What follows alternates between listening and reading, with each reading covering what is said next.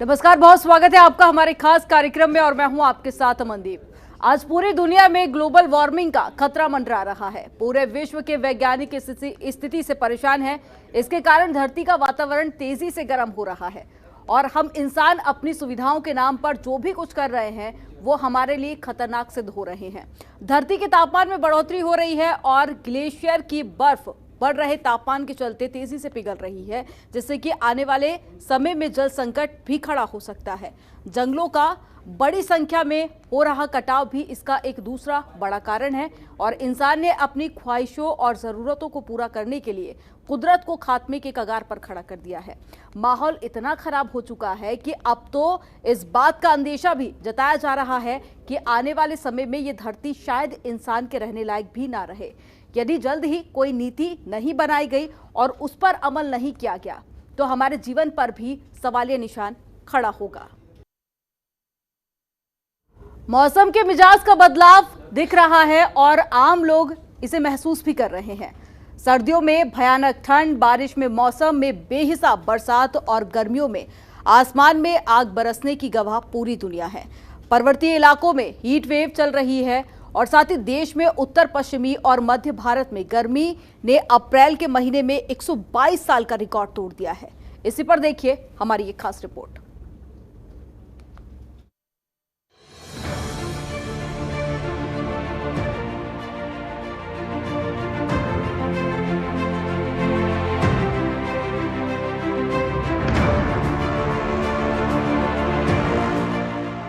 भारत में इस साल गर्मियां मार्च में ही शुरू हो गई।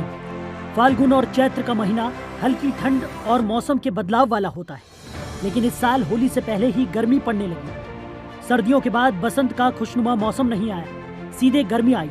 राजधानी दिल्ली सहित देश के 18 राज्यों के कम से कम 20 शहरों में तापमान 45 डिग्री सेल्सियस तक पहुंच गया। उत्तर पश्चिम और मध्य भारत के मैदानी इलाकों के अलावा पहाड़ों में भी इस साल अप्रैल में भीषण गर्मी पड़ी और तापमान सामान्य से 4-5 डिग्री ऊपर रहा। हिमाचल प्रदेश जैसे पहाड़ी राज्य में इस साल अभी तक 21 दिन हीट वेव रही है और उत्तराखंड में 4 दिन हीट वेव रही। भारतीय मौसम विभाग ने हीट वेव घोषित करने के लिए मैदानी इलाकों में 45 डिग्री, तटीय इलाकों में 37 डिग्री और पर्वतीय इलाकों में 30 डिग्री की सीमा तय की है। इसका मतलब है कि हिमाचल प्रदेश में 21 दिन और उत्तराखंड में 4 दिन तापमान कम से कम 30 डिग्री से ऊपर रहा। जम्मू कश्मीर में भी 16 दिन हीट वेव रही। एक तरफ ये स्थिति है कि पूरे देश में निर्धारित समय से 1-1.5 महीने पहले गर्मी शुरू हो गई और दूसरी ओर यह अध्ययन है कि भारत में ग्लेशियर नहीं पिघल रहे हैं और नदियों के सूखने का खतरा नहीं है। कैटो इंस्टीट्यूट के एक ताजा अध्ययन में आईपीसीसी के उस निष्कर्ष को खारिज कर दिया गया है जिसमें कहा गया था कि 2035 तक हिमालय के ग्लेशियर पिघल जाएंगे। International panel on climate change यानी आईपीसीसी ने 2007 में अपनी रिपोर्ट में 2035 हिमालय के सारे ग्लेशियर गायब हो जाने का अंदेशा जताया था, लेकिन अब कैटो इंस्टीट्यूट के रिसर्च फेलो स्वामीनाथन अलंकेश्वर अय्यर और विजय के रैना ने अपनी ताजा रिपोर्ट में बताया है कि हिमयुग की समाप्ति के बाद से यानी कोई 11,500 साल से ग्लेशियर पिघल रहे हैं, पर निकट भविष्य में उनके खत्म होने की कोई संभावना नहीं। इसके कम से कम 3,000 साल तक बने रहने की संभावना है। आईपीसीसी और कैटो इंस्टीट्यूट के नतीजों में इतना बड़ा अंतर होना इस बात का सबूत है कि जलवायु परिवर्तन का अध्ययन बहुत अधूरा और सतही है और किसी को वास्तविकता का अंदाजा नहीं। वास्तविकता वो है जो दिख रही है। मौसम के मिजाज का बदलाव दिख रहा है और आम लोग इसे महसूस कर रहे हैं। सर्दियों में भयानक ठंड, बारिश के मौसम में बेहिसाब बरसात और गर्मियों में आसमान से आग बरसने की गवाह पूरी दुनिया है। तभी इससे फर्क नहीं पड़ता है ग्लेशियर पिघलने को लेकर किसी इंस्टीट्यूट का अध्ययन क्या बताता है। हकीकत यह है कि अप्रैल के महीने में भारत के कई पर्वतीय इलाकों में जंगलों में आग लगी है। पर्वतीय इलाकों में हीट वेव चल रही है और देश के उत्तर पश्चिमी और मध्य भारत में गर्मी ने अप्रैल के महीने में 122 साल का रिकॉर्ड तोड़ा है। देश के बड़े हिस्से में अप्रैल में ऐसी गर्मी पड़ी है जैसी 122 साल में नहीं पड़ी थी। अप्रैल के महीने में लू चलने का अनुभव कई इलाकों में पहली बार हुआ। सवाल है कि ऐसा क्यों हो रहा है? क्या मौसम का ऐसा मिजाज अचानक हुआ है या ये लंबे समय से हो रहे बदलाव का नतीजा है? क्योंकि भारत में बारिश आमतौर पर वेस्टर्न डिस्टर्बेंस यानी पश्चिमी विक्षोभ की वजह से ही होती है। पर सवाल यह है कि इस साल पश्चिमी विक्षोभ क्यों नहीं बनी। एक दूसरे अध्ययन के मुताबिक पूर्वी और मध्य प्रशांत महासागर में ला नीना से जुड़ा एक उत्तर दक्षिणी दबाव का पैटर्न होता है, जो सर्दियां खत्म होने के साथ ही खत्म हो जाता है। लेकिन इस बार ये ज्यादा समय तक बना रहा और इसने आर्कटिक क्षेत्र से आने वाली गर्म लहरों से हीट वेव का निर्माण किया। ध्यान रहे, प्रशांत महासागर में ही समुद्र की सतह जब औसत से ज्यादा ठंडी हो जाती है तो भारत सहित कई देशों में इसका मतलब है कि भारत में कोल्ड वेव या हीट वेव के लिए जितना जिम्मेदार घरेलू हालात हैं, उतना ही या उससे ज्यादा हजारों किलोमीटर दूर की जलवायु के हालात भी जिम्मेदार हैं। प्रशांत महासागर और आर्कटिक में होने वाला वायु परिवर्तन भी सीधे भारत को प्रभावित करता है। उसकी वजह से अत्यधिक ठंड या गर्मी पड़ती है और ऐसा इसलिए हो रहा है क्योंकि पिछले 70 साल में इंसानी गतिविधियों के कारण जलवायु में बहुत तेजी से परिवर्तन हुआ है। धरती लगातार गर्म होती जा रही है। 20वीं सदी और 21वीं सदी के पहले 22 साल में धरती 1.09 डिग्री ज्यादा गर्म हो गई है। इसका मुख्य कारण ग्रीन हाउस गैसों का उत्सर्जन है। पिछले 2-3 दशकों में इसे लेकर अनेक अध्ययन हुए, जिनका साझा निष्कर्ष ये है कि ग्रीन हाउस गैसों का उत्सर्जन बढ़ने से पृथ्वी की सतह का तापमान बढ़ रहा है और जलवायु गर्म हो रही है। आईपीसीसी ने अपनी रिपोर्ट में कहा कि जैसे जैसे पृथ्वी की सतह का तापमान बढ़ेगा, वैसे वैसे अत्यधिक बारिश, अत्यधिक ठंड और अत्यधिक गर्मी बढ़ती जाएगी। यानी मौसम सामान्य नहीं रह जाएगा, हर मौसम में अति होगा। सोच सकते हैं कि इंसान के जीवन पर इसका क्या असर होगा। अभी देश में अत्यधिक गर्मी पड़ रही है तो हर हिस्से में त्राहिमाम की स्थिति है। बिजली की मांग इतनी बढ़ गई है कि उसे पूरा करने में देश के बिजली संयंत्र विफल हो रहे हैं। ज्यादातर ताप विद्युत संयंत्रों में कोयले की कमी हो गई। भारी गर्मी का असर ये हुआ कि कई राज्यों में रबी की फसल को 50% तक नुकसान पहुंचा है। इसी तरह जब बारिश की अधिकता होगी तो बाढ़ आएगी, फसल तबाह, पहाड़ टूटेंगे और लाखों लोगों का जीवन प्रभावित होगा। सर्दियों की अधिकता का भी ऐसा ही असर होगा। प्रधानमंत्री नरेंद्र मोदी ने अपनी यूरोप यात्रा के दौरान कहा है कि जलवायु परिवर्तन में भारत का योगदान बहुत कम है। इसमें कोई दो राय नहीं कि भारत औद्योगिक सघनता वाला देश नहीं है और ना बहुत अमीर देश है, जहां ग्रीन हाउस गैस का बहुत ज्यादा उत्सर्जन होता हो। इसलिए जलवायु परिवर्तन में भारत का योगदान बहुत कम है। परंतु जलवायु परिवर्तन का शिकार तो भारत भी उतना ही हो रहा है जितना दूसरे विकसित या अमीर देश हो रहे हैं। सो भारत और दूसरे विकासशील देशों को इस मसले पर ज्यादा गंभीरता से सोचने की जरूरत है, क्योंकि जिनकी वजह से जलवायु परिवर्तन हो रहा है वो तो सक्षम है अपने बचाव का रास्ता निकालने में, पर उनके किए धरे की कीमत भारत और अन्य विकासशील या गरीब देशों को चुकानी पड़ेगी। तभी भारत को इस मामले में पहल करनी चाहिए और दूसरे देशों को साथ लेकर ग्रीन हाउस गैसों के अत्यधिक उत्सर्जन के लिए जिम्मेदार देशों को सुधार के लिए बाध्य करना चाहिए। ब्यूरो रिपोर्ट, जनतंत्र टीवी।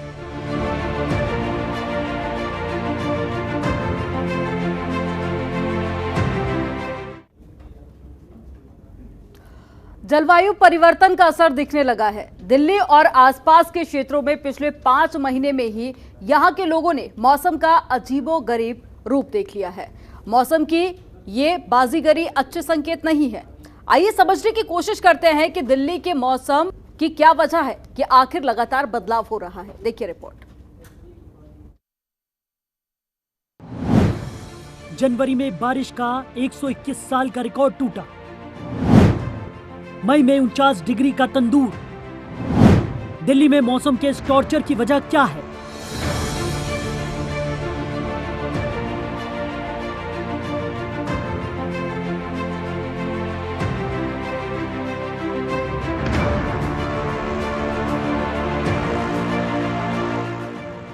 ऐसा लग रहा है कि मौसम अब बेमौसम हो गया है। जनवरी में बारिश का रिकॉर्ड टूटता है और मई के महीने में हीट वेव झुलसा दे रही है। पिछली सदी में जन्मी पीढ़ी को याद होगा कि तब नवंबर से फरवरी तक का महीना ठंड के लिए जाना जाता था और वैसा ही मौसम था। गर्मी मार्च से बढ़ने लगती थी और जून में मानसून के भिगोने से पहले तक लू और तपिश हालत बिगाड़ देती थी। लेकिन अब जलवायु परिवर्तन का असर दिखने लगा है। दिल्ली और आसपास के क्षेत्रों की बात करें तो पिछले 5 महीनों में ही यहाँ के लोगों ने मौसम का अजीबोगरीब रूप देख लिया है। मौसम की ये बाजीगरी अच्छे संकेत नहीं है। आइए समझने की कोशिश करते हैं कि दिल्ली के बदले मौसम की वजह क्या है। यहाँ गर्मी भी ज्यादा, सर्दी भी ज्यादा। दिल्ली के लोगों को मई जून में गर्मी सताती है तो ठंड के महीने में दांत कटकटा उठते हैं। यही वजह है कि यहाँ हर गली में एसी और हीटर की भरमार है। बाहर निकलिए तो अलग हीट वेव का सामना करना पड़ेगा।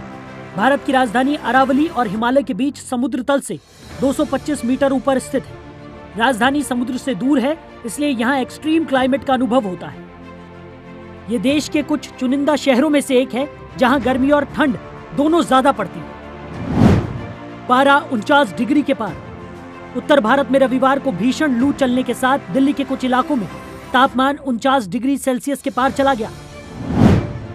मुंगेशपुर में तापमान 49.2 डिग्री, नजफगढ़ में 49.1 डिग्री सेल्सियस दर्ज किया गया।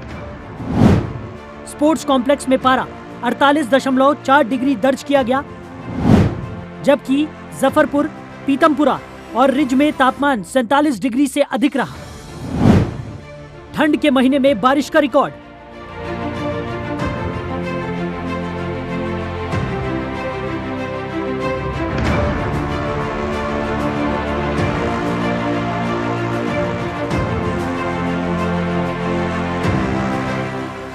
राजधानी के लोगों ने देखा है कि इस बार जनवरी और फरवरी के महीने में बारिश का रिकॉर्ड टूट गया, जबकि इस दौरान ठंडक अच्छी होती है। लेकिन 1 मार्च के बाद दिल्ली में एक बार भी अच्छी बारिश नहीं हुई।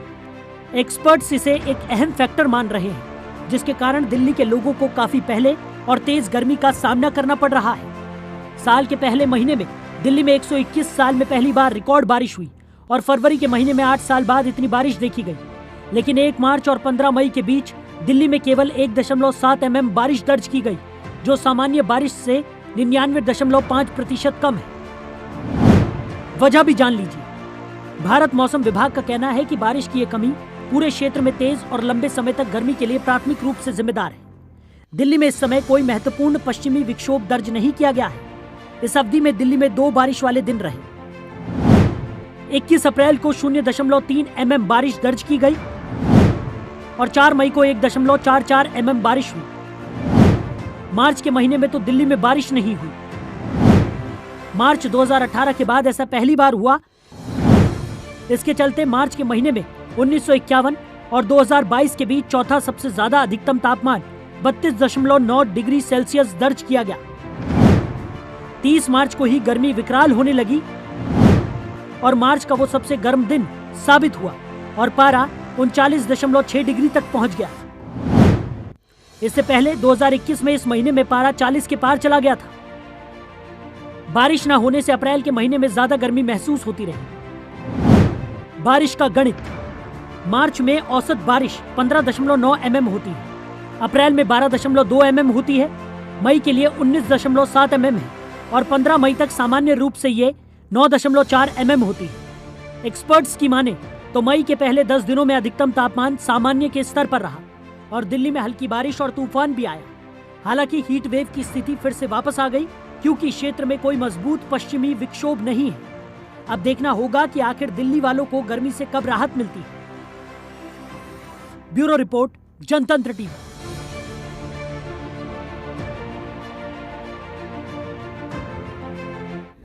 जलवायु परिवर्तन की वजह से होने वाली ग्लोबल वार्मिंग को रोकने के लिए हमें अपने उत्सर्जन को 0 पर लाना होगा। इस काम के लिए ऊर्जा क्षेत्र में बड़े बदलाव की आवश्यकता है और जीवाश्म ईंधन के उपयोग में भारी कमी भी लानी होगी। इसी पर देखिए हमारी ये खास रिपोर्ट।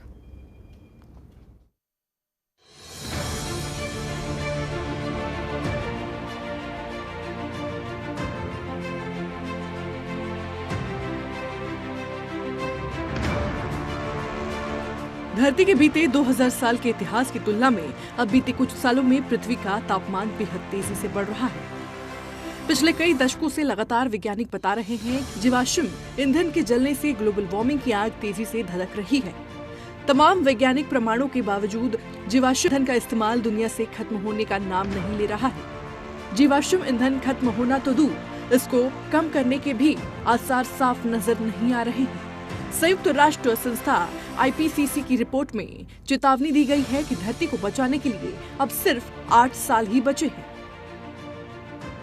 अंतर संस्कारी समिति IPCC ने अपनी रिपोर्ट में चेताया है कि अगले 8 सालों में यानी 2030 तक दुनिया अगर अपने उत्सर्जन में कटौती को आधा यानी 50% कम नहीं करती है तो साल 2050 तक उसे नेट जीरो यानी अपने उत्सर्जन स्तर को 0 पर लाना होगा। अगर ऐसा नहीं किया तो उसे तबाह होने से कोई नहीं रोक सकता है। रिपोर्ट में कहा गया है कि साल 2019 में 1990 के मुकाबले 54% अधिक कार्बन डाइऑक्साइड उत्सर्जन हुआ, लेकिन उत्सर्जन के बढ़ने की दर पिछले 1 दशक में घटी है। सबसे अमीर देश ही अकेले कुल उत्सर्जन के आधे के लिए जिम्मेदार।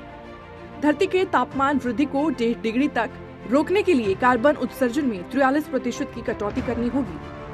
साल 2010 से लेकर साल 2019 में दुनिया का औसत वार्षिक ग्रीन हाउस गैस उत्सर्जन मानव इतिहास में सबसे उच्चतम स्तर पर था। ऐसे में जलवायु परिवर्तन की वजह से होने वाली ग्लोबल वार्मिंग को रोकने के लिए हमें अपने उत्सर्जन को 0 पर लाना होगा। इस काम के लिए ऊर्जा क्षेत्र में बड़े बदलाव की आवश्यकता है और जीवाश्म ईंधन के उपयोग में भारी कमी लानी होगी। ग्लोबल वार्मिंग में कहां खड़ा है भारत? भारत ग्रीन हाउस गैसों की कुल वैश्विक उत्सर्जन में से 6.8% का हिस्सा है। साल 1990 से 2018 के बीच गैसों के उत्सर्जन 132% बढ़ोतरी हुई है। साल 2013 से के बीच में प्रति व्यक्ति उत्सर्जन भी 17% बढ़ा है। अभी भी भारत का उत्सर्जन स्तर G20 देशों के औसत स्तर से बहुत नीचे है। भारत की कुल ऊर्जा आपूर्ति में जीवाश्म ईंधन आधारित प्लांट्स का योगदान 74% है। भारत में अक्षय ऊर्जा की हिस्सेदारी 11% है। भारत में कार्बन उत्सर्जन को कम करने के तेज किए प्रयास। भारत की वर्तमान नीतियां वैश्विक तापमान में वृद्धि को 1.5 डिग्री सेल्सियस तक सीमित रखने के अनुरूप फिलहाल नहीं है। इसके लिए भारत को साल 2030 तक अपने उत्सर्जन को 1603 मिलियन टन कार्बन डाइऑक्साइड के बराबर रखना होगा। भारत सरकार का लक्ष्य साल 2027 तक 275 गीगावाट, 2030 तक 450 गीगावाट अक्षय ऊर्जा क्षमता स्थापित करने का है। अगस्त 2021 तक भारत में 100 गीगावाट स्थापित अक्षय ऊर्जा क्षमता है। भारतीय रेलवे 2023 तक अपने नेटवर्क के विद्युतीकरण की योजना बना रही है। 2030 तक नेट शून्य कार्बन उत्सर्जन बनने की राह पर आगे बढ़ रही है। सरकार ने 400 रुपए प्रति टन की दर से कोयला उत्पादन पर GST मुआवजा उपकर की शुरुआत की है। आज पूरी दुनिया में ग्लोबल वार्मिंग का खतरा मंडरा रहा है। पूरे विश्व के वैज्ञानिक इस स्थिति से परेशान हैं। इसके कारण धरती का वातावरण तेजी से गर्म हो रहा है। हम इंसान अपनी सुविधाओं के नाम पर जो भी कुछ किया है वो हमारे लिए खतरनाक सिद्ध हो रहा है। धरती के तापमान में बढ़ोतरी हो रही है। ग्लेशियरों की बर्फ बढ़ रहे तापमान से तेजी से पिघल रही है, जिससे आने वाले समय में जल संकट खड़ा हो सकता है। जंगलों का बड़ी संख्या में हो रहा कटाव भी इसकी दूसरी सबसे बड़ी वजह है। जंगल कार्बन डाइऑक्साइड की मात्रा को प्राकृतिक रूप से नियंत्रित करते हैं, लेकिन इनकी अंधाधुंध कटाई से यह प्राकृतिक नियंत्रक भी नष्ट हो रहे हैं। यदि जल्द ही कोई ठीक नीति नहीं बनाया गया और उस पर अमल नहीं किया तो हमारे जीवन पर भी सवालिया निशान उठ खड़ा होगा। ब्यूरो रिपोर्ट, जनतंत्र टीवी।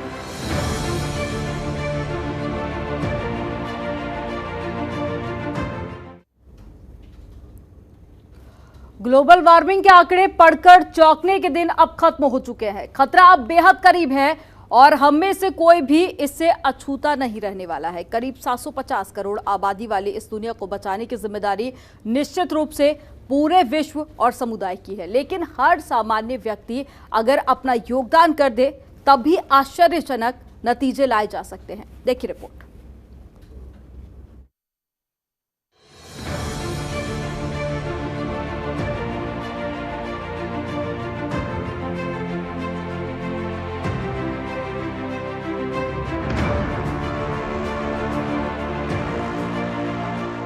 इंसान ने अपनी ख्वाहिशों और जरूरतों को पूरा करने के लिए कुदरत को खात्मे के कगार पर लाकर खड़ा कर दिया है।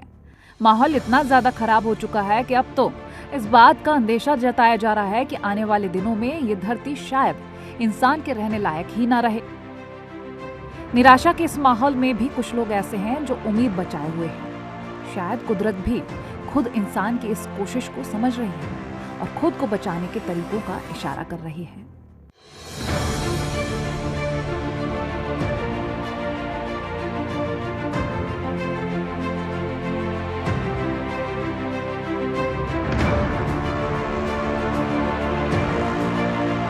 बनी है और अभी बहुत कुछ होना बाकी है, लेकिन एक सामान्य व्यक्ति के तौर पर हम भी ग्लोबल वार्मिंग को रोकने में कोई योगदान दे सकते हैं क्या अपनी आबोहवा और धरती को बचाने की जिम्मेदारी हम कुछ सरकारों और उनकी एजेंसियों के भरोसे छोड़कर चुपचाप बैठ सकते हैं?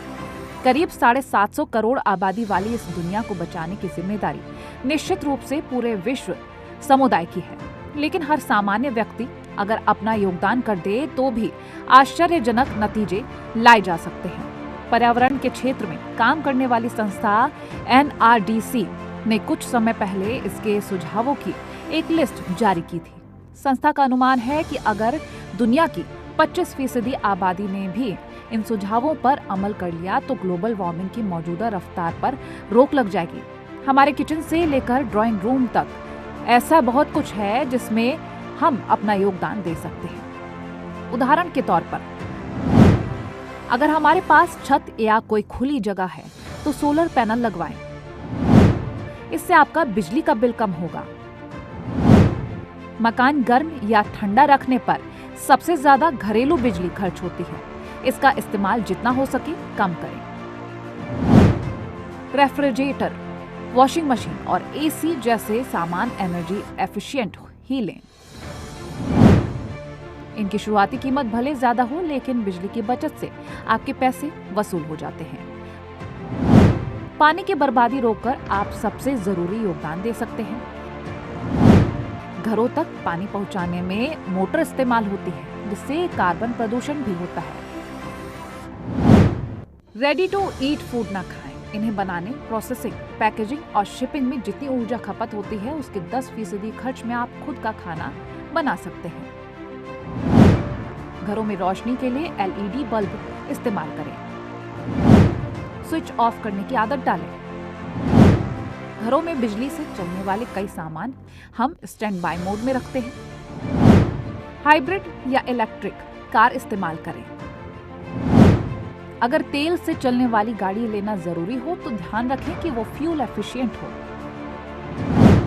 40 सेकंड से अधिक की रेड लाइट पर अपनी कार का इंजन बंद करें। ग्लोबल वार्मिंग के आंकड़े पढ़कर चौंकने के दिन अब खत्म हो चुके हैं। खतरा बेहद करीब है। हम में से कोई भी इससे अछूता नहीं रहने वाला। भारत जैसा देश जो 3 तरफ से समुद्र से घिरा है, उसके लिए ये खतरा उतना ही बड़ा है जितना किसी द्वीप देश के लिए है।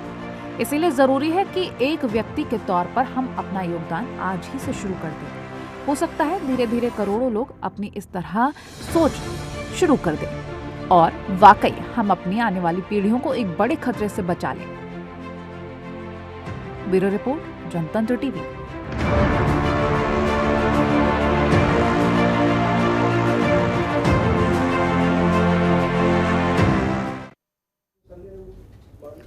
और इसी के साथ हमारी खास पेशकश में फिलहाल इतना ही। आप देखते रहिए जनतंत्र टीवी। खबरों के निष्पक्ष विश्लेषण के लिए सब्सक्राइब करें जनतंत्र TV and press the bell icon. Never miss any update.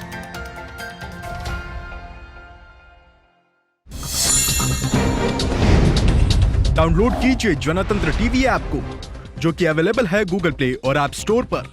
अधिक जानकारी के लिए अभी डाउनलोड करें।